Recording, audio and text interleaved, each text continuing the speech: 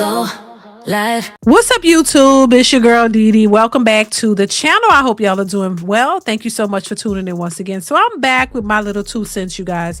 This is another observation of mine, something that I've seen in the past that I think we need to stop in 2026. And it is women who call the police on men when they get into a heated discussion. And then the women are the ones who escalate the situation, but then they feel the need to call the police and then play the victim. Can we please stop that in 2026? Because you don't realize the implication of you calling the police, especially on a black man, when you know this man really didn't do you anything, but you feel like, you know, you want to show him and you want to, you know, get the best of him. So you the one who escalate the situation, put your hands in his face, hit him, do the most, and he's not doing you anything. But then on top of that, because you're mad at him for whatever reason, you want to call the police and tell them that he did something to you. This is something we got to stop. And I've seen too many videos of this, too many times this has happened. And I think it's ridiculous, honestly. And I think it's something that women need to stop doing because it's a dangerous game that women don't seem to care about until it is a major problem. And even still, they probably don't care. And this is something that women do on a constant basis. They tend, because they know that they think that they have the leverage, and they've had the leverage in the past. So it's a tool that they use to either get the man arrested or to, you know, cause him to lose his job, or just so that he could be in a bad situation, and it makes them feel good, even though they're lying and playing the victim. So I really would advise women, and this is just as my little 2 cents, stop being vindictive. Stop doing this. It does not help you. It does not help him. And God forbid y'all have a child together, because some of these women have children with these men. They don't care if he loses work and he can't provide for his child. A lot of these women, when they become enraged, when they get mad over little things, they are going to try and weaponize anything that they could to cause harm to this man. And once again, this is not a man who is actually doing them harm. This is women who is inflicting harm onto this man by causing a scene, escalating the situation, and then involving the popo when they know that wasn't even necessary. So I just think, you know, I just wanted to give my 2 cents on that, because I see too much of it, y'all, and it's really getting tiresome. And I'm so sick and tired of seeing this happen, to the point to where, you know, when I see this, I'm just telling the men, automatically leave her alone. Stop fooling with women who will jeopardize your livelihood like this. I don't care how fine she is, how cute she is, even if y'all have a child together, because at this point, she's doing more harm to you, to him and the child than you know, she could ever do, because the children need their fathers and they need their parents. So why would you jeopardize his livelihood and at the same time have to depend on him when you're trying to lock him up? Make that make sense. Oh my God.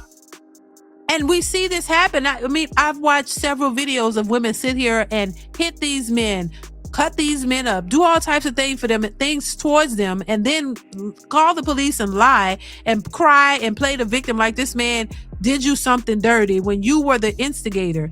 And what we're starting to see, though, like in one of the videos that I covered, we're starting to see these women get arrested, and they're so shocked, like, oh my God, are you arresting me? What?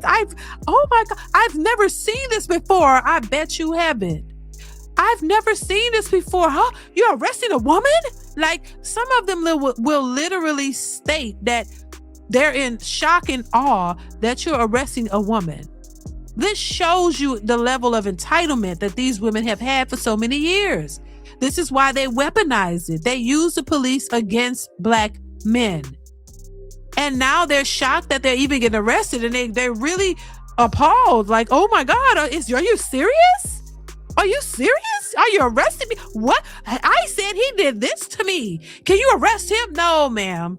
You can say whatever you want, but now you're not going to be able to just get away with that. When the man is sitting over there with all kind of scratches and bruises on him, they don't care anymore. They don't care if he has scratches and bruises or all. They just stuck on the fact that, oh, I can just cry and weaponize my woman tears, and they're just going to believe me over him. They can't believe it. Oh my God, that this is happening.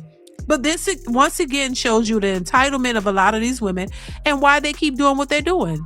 So I just think as women who are listening to this, if you've ever done this before and you know you was in the wrong, and hopefully if you learn from it and don't do that again, and women who think that this is cute and that you can get away with doing it, don't do it, because y'all are not getting away with this anymore. And it's not cute. And you got to understand that this is not a game that you should be playing. There are lots of men who lose their lives in this way. And I don't think that you should be playing around with the police and, you know, using that as a weapon to just get back at the person because you mad at them.